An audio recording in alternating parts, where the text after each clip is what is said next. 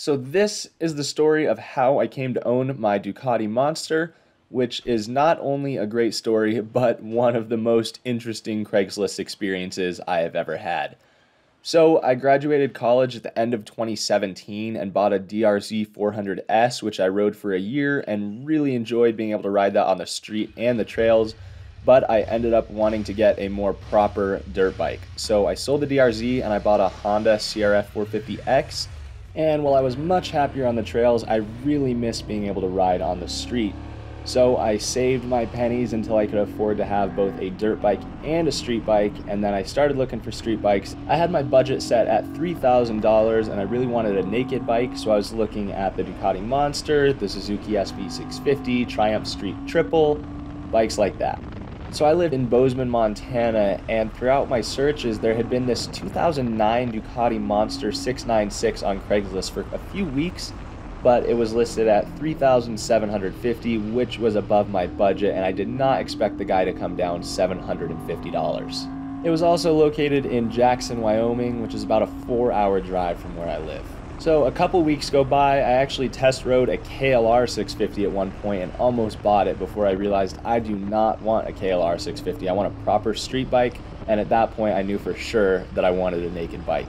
So I finally got in touch with the guy selling the Monster. I said, you know what, look, I've been saving up, my budget was $3,000, but this seems like a really nice bike. It only had 3,200 original miles on it at the time. And the guy was super nice, and he gave me the most interesting response to an offer I'd ever heard. I said, will you take $3,500? And he said, you know what, I'll take $3,250. So this was in spring of 2019, and at that point I said, you know what, I'm buying a Ducati Monster. I believe this was during finals week, and my friend Griffin was just finishing up school, so I called him up and I said, hey man, what are you up to? And he said, nothing. And I said, any plans tonight? Nope. Any obligations? No. You gotta study for any tests? Nope. I said, okay, cool. I'll be to your house in 10 minutes. He said, where are we going? I said, I'll let you know when you get in the car.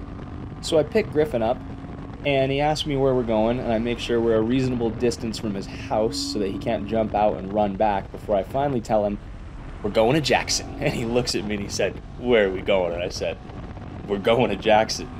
What for? To buy a motorcycle. So Griffin got roped into 8 hours in the car just so I could have an adventure buddy, and I didn't tell him beforehand where we were going.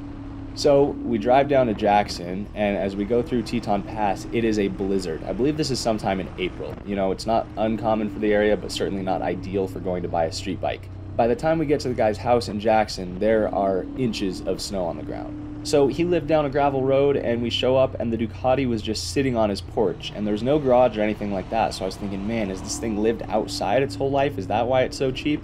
And it's kind of dark. There's not a lot of lighting out there, so I can't really inspect it too thoroughly.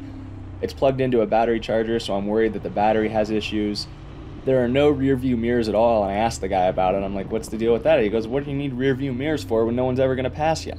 So we fire it up, I let it idle, the bike runs good, everything seems to be in good enough condition, and I said, well, you know, I don't know that I'm going to test ride this thing in a snowstorm. I drove all the way down here. I guess I'll just take it and, you know, take my chances.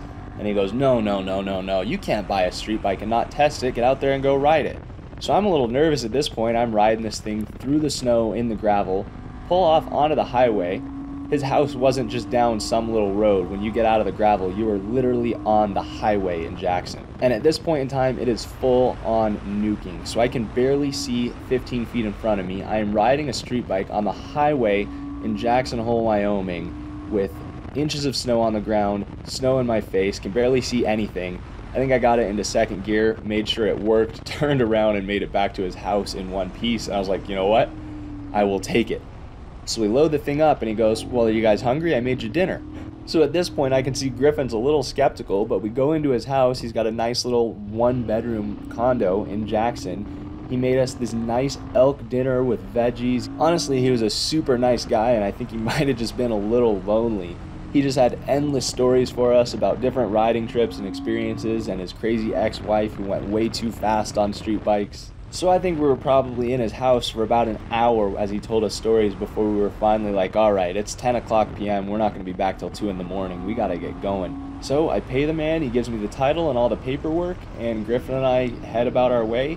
Stopped at the gas station and finally got to look at the bike in decent light, and man, it really was in really good shape. It had a couple little things that needed love. One of the blinkers was broken. Black plastic components were a little faded from the sun, but overall I was stoked on my purchase. Again, only a little over 3,000 miles on the bike. So we head back over Teton Pass, still a total blizzard. Managed to make it home by 2 a.m. Griffin didn't talk to me for a while after that one. So 3 years later, the Ducati is still going strong. I have test ridden a handful of other street bikes since then, and this is still hands down my favorite. It is absolutely glued to the ground, super predictable. I feel really safe and in control on this bike, and that is not the case with a lot of the other street bikes I have tested. So I think I'll have this bike for a long time to come. Right now, the bike still only has about 7,700 miles, so I really haven't put too much on it. And for an 09, she's still looking good and running great. So that is the story of how I bought my Ducati Monster. Of course, I ended up adding some rear view mirrors. I actually really like these ones that go out to the side. They are pretty low profile and they actually work really well. I can see behind me without any issue whatsoever. I ended up putting a fender eliminator kit on it because of that broken blinker. It does look better with the fender eliminator, but the actual blinker itself wasn't broken. It was the mount on the original rear fender that hung down. So by using that fender eliminator kit, I was able to fix that. And other than that, pretty much do an annual oil change and call it good. The bike is ripping. So I hope you guys found this story entertaining. Thanks for listening, and I'll leave you with just a little bit more raw footage of ripping this thing.